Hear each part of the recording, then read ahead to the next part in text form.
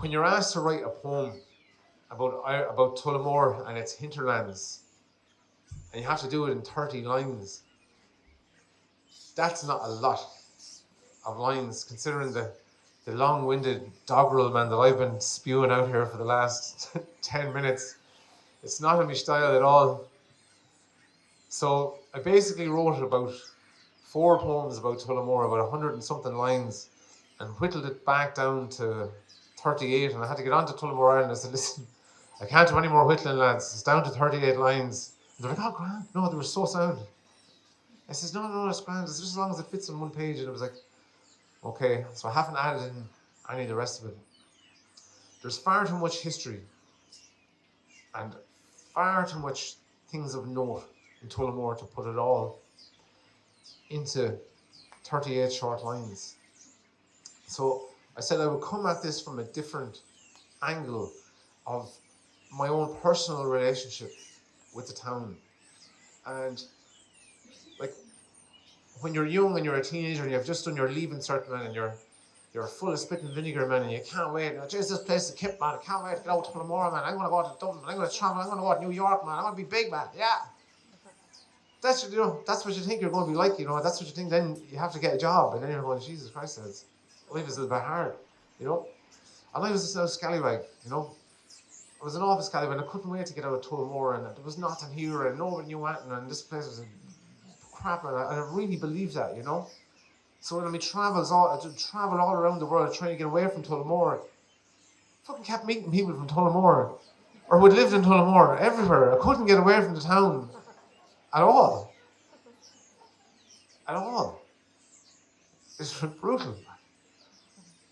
And then when I needed a place the most, I could come back here. When the world didn't want anything to do with me, Tullamore did. My hometown did. My family did. My friends did. And so this is where I'm coming from. I haven't named the poem.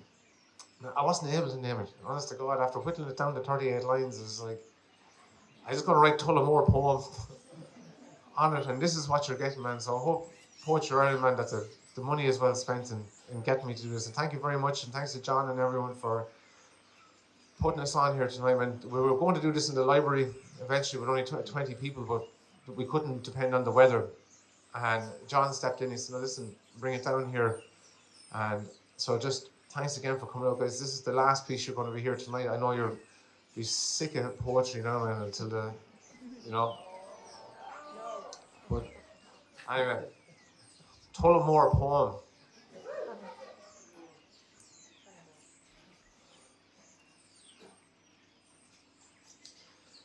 I walk out of my front door and the footpaths my environ. Hard concrete conceals cobbled streets that sang in horseshoe iron, where barefoot youths learned barefaced truths of famine and plantation. From 16 Church Street, I stroll old beats to find my inspiration. And my earthly host now trods on ghosts of memories surprising, the phoenix ashes, violent clashes, the first shots of the rising. Our colonial masters, aviation's disasters, the empire's fall and flight, where the papal church pitched souls that searched for spiritual being to fight. But Tullamore, it was a bore to teenage eye, with school achieved. I knew it all. There's no enthrall in these town walls, I believed. So I journeyed east to slay the beasts of wanderlust and cloister. I strode in haste, anticipating tastes of worldly flavoured oysters. Tullamore, she lay behind new shores, but escaping her proved hard. In rural France, I met a man by chance that lived once in Ballard. In Rotterdam, I'll be damned, where industry is regaled. My professional peers, those engineers, had worked with lads from Arden Vale. And in Dubrovnik's old town, it was there I found Croatian fighting legends. And in their archives, they owed their lives to a warrior that lived in Screggan. And I waded through marsh, in jungle harsh, in deepest, darkest Thailand. And in a tribal elder's home, I was regaled in tomes about a Jesuit from Walsh Island. And in New South Wales, my escape, it paled and withered without cure. In the dry outback, on a miner's track, there was a road sign for Tullamore. So in the furthest place, bar outer space, I could travel on this earth. It could not conceal nor hide my feelings for the big hill of my birth. But when the ground gave way, I found and brainstormed clouds had gathered. When I was lost, connections crossed, and the oceans left me battered. The arms of family meant more to me than outlandish sought adventure.